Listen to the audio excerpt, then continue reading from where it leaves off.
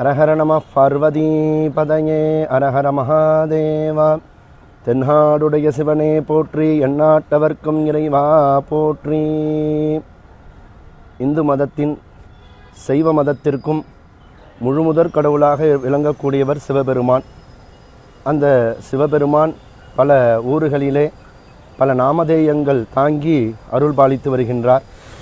புழல் என்று அழைக்கக்கூடிய இந்த சென்னை மாநகரத்தின் பகுதியிலே திருமூலநாதராக எழுந்தருளி அருள் பாலித்து வருகின்றார்.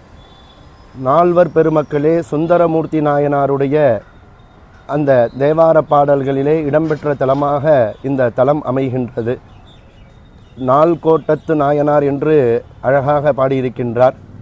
அப்படிப்பட்ட சிறப்பு வாய்ந்த இந்த திருத்தலத்தினுடைய மகா கும்பாபிஷேகம் எதிர்வரும் புதன்கிழமை அன்று 28/1/2026 அன்று சிறப்பான முறையிலே நடைபெற இருக்கின்றது. இந்த கும்பாபிஷேகம் என்பது பூரகம் கும்பகம் என்று சொல்லக்கூடிய ரேச்சகம் பூரகம் கும்பகம் என்று சொல்லக்கூடிய முறையிலே எங்கும் வியாபித்து இருக்கக்கூடிய அந்த அருள் சக்திகளை ஒரு இடத்திலே நிலைநிறுத்துவதற்காக தான் கும்பாபிஷேகம். கும்பகம் அப்படின்னா நிலைநிறுத்துதல் என்று பொருள். அந்த நிலைநிறுத்தக்கூடிய நிகழ்வாக விளங்கக்கூடியது தான் இந்த கும்பாபிஷேகம். ஜீரணோத்தாரண அஷ்டபந்தன மகா கும்பாபிஷேகம் என்று சொல்வார்கள். ஒவ்வொரு 12 ஆண்டுகளுக்கும் ஒரு முறை இந்த ஆலயங்களை எல்லாம் திருப்பணி செய்து வர்ண கலாபங்கள் எல்லாம் தீட்டப்பட்டு மகா கும்பாபிஷேகம் நடத்த வேண்டும் என்பது ஆகமத்தினுடைய வாக்கு.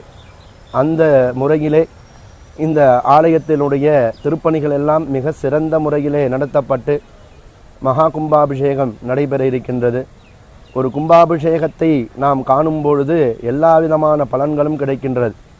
திருஞான சம்பந்தர் அங்கே ஒவ்வொரு ஊராக சென்று வரும்பொழுது மயிலையை அடையும் பொழுது அங்கே ஒரு பெண் அந்த திருஞான சம்பந்தரையே நினைந்து அவர் பிராணனை விட்டு அந்த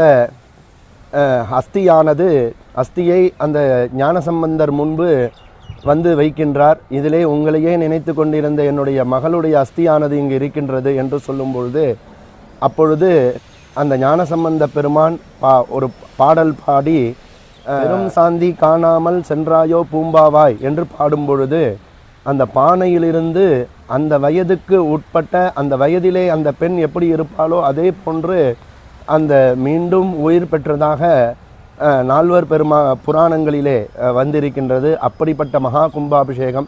இதை காணும் பொழுது எல்லா விதமான தோஷங்களும் பாவம்